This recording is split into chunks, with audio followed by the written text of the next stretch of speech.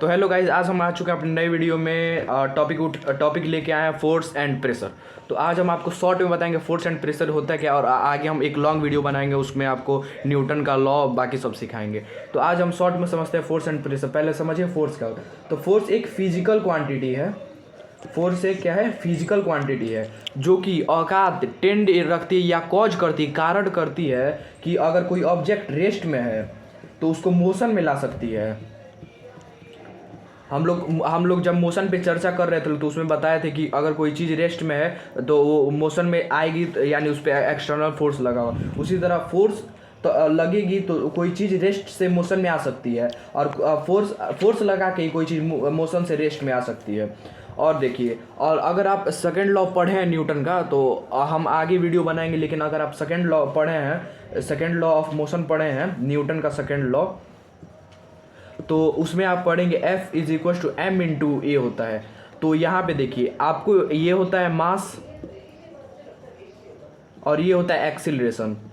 कभी भी जहाँ फोर्स होगा वहाँ एक्सिलरेशन जरूर होगा, यानी अगर आप फोर्स लगा रहे हैं किसी चीज़ पे तो वो एक्सिलरेट जरूर करेगा। अगर और वहाँ जहाँ एक्सिलरेशन है वहाँ पे फोर्स जरूर लगी होगी। तो ये चीज़ ध्यान में रखिएगा। तो समझते हैं फोर्स होता क्या है। तो फोर्स एक हमने बता दिया फिजिकल क्वांटिटी है जो कि मतलब औकात रखती है या फिर कारण करती है किसी चीज़ के रेस्ट से मोशन, उसका स्टेट चेंज करने के लिए। ठीक है, यहाँ तक आपने समझ लिया। तो अगर उसका वो होता है F is equal to M है, उसका फॉर्मूला होता है जो कि हमारे सेकेंड लॉ से निकला हुआ होता है। ठीक है, तो हम फोर्स के बारे में अगर और जाने, तो फोर्स के बारे में और जानते हैं। तो फोर्स अगर मान लीजिए कोई ऑब्जेक्ट, सबसे पहले समझते हैं जो बैलेंस फोर्स होता है। एक होता है बैलेंस फोर्स, एक होता है अनबैलेंस फोर्स। तो बैलेंस फोर्स क्या होता है, अगर मान लीजिए एक ऑब्जेक्ट है, ठीक है, तो वो इधर से भी उस पर 5 न्यूटन का फोर्स लग रहा है। आप सब कोई जानता है फोर्स का SI यूनिट न्यूटन होता है। तो अगर बैलेंस फोर्स में 5 न्यूटन का फोर्स इधर से लग रहा है और 5 न्यूटन का फोर्स इधर से लग रहा है, तो ये दोनों कट जाएंगे। तो यानी इस पे नेट फोर्स जो आएगा, यानी F नेट जो आएगा वो हमारा हो जाएगा 0।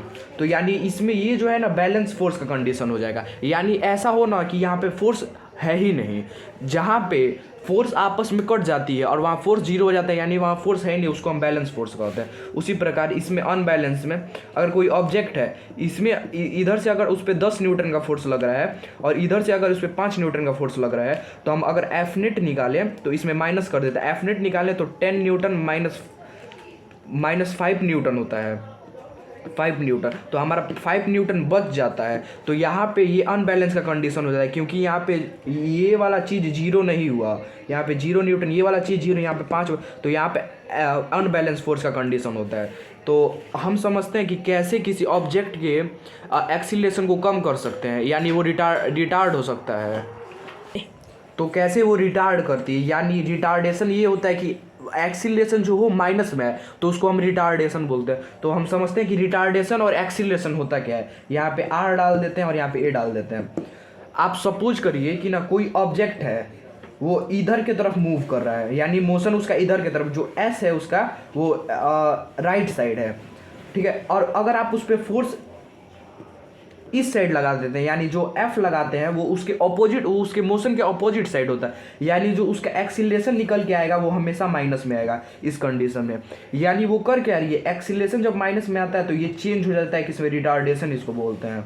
तो बस रिटार्डेशन में यही है कि अगर कोई ऑब्जेक्ट अपने मोशन में चल रही है तो उस पर जिस डायरेक्शन में चल रही है, अगर उधर उसके ऑपोजिट डायरेक्शन फोर्स लगे तो वो हमेशा रिटार्डेशन करती है।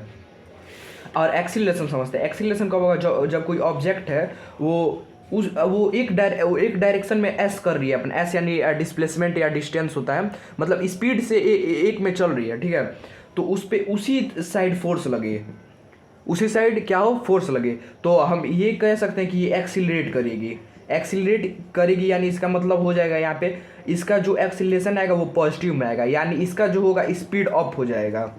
इसका क्या होगा, स्पीड अप होगा और इसका स्पीड डाउन होगा।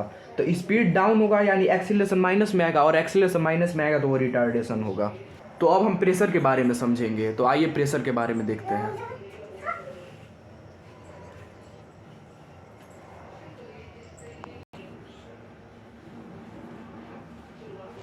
तो अब हम प्रेशर के बारे में, प्रेशर हम आपको बहुत जल्दी समझा सकते हैं प्रेशर होता क्या।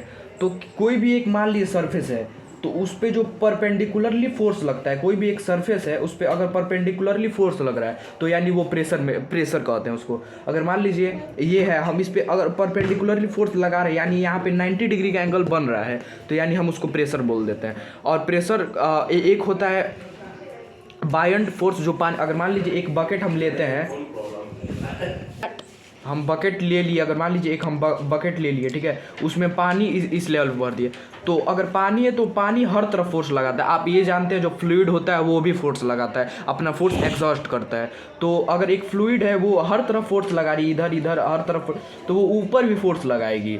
तो आज अगर आप क्लास 9th में या उससे पहले हैं, अगर आर्किमिडीज का प्रिंसिपल आप पढ़े होंगे, तो उसमें जो होता है पानी जो अपवर्ड फोर्स लगाती है, जो वाटर का जो फ्लूइड अपवर्ड के तरफ फोर्स लगाती है, उसको हम बोलते हैं बायंट फोर्स। क्या बोलते हैं इसको? बुयंट फोर्स नहीं, बायंट फोर्स बोलते हैं, ठीक है। और ये दर्शाया किसने था? सबसे पहले आर्किमिडीज ने दर्शाया था। तो आर्किमिडीज के प्रिंसिपल में ये साफ साफ जाहिर होता है कि ना, अगर मान लीजिए कोई बकेट हम लिए हैं, कोई हम बकेट अगर लिए हैं, तो उसमें जो पानी भरा हुआ है तो वो ऊपर की तरफ फोर्स लगाएगा। और उसमें अगर आपको पता करना है कि वो फोर्स किस तरह लग रहा है और कितने न्यूटन का लग रहा है, तो अगर मान लीजिए इसमें हम पूरा फुल पानी भर दिए, तो आप इसमें ना एक कोई ऑब्जेक्ट डालिए, तो जितना पानी डिस्पर्स्ड होगा यानी जितना पानी गिर गया होगा, तो अगर उस पानी का वेट कीजिए उतना ही उसमें जो फोर्स लगा होगा। बस यही आर्किमिडीज के प्रिंसिपल ने दर्शाया था। और हम आगे वीडियो निकालेंगे तो इसके बारे में फुल डिटेल आपको बताएंगे। सो थैंक्स फॉर वॉचिंग, आज के लिए इतना ही।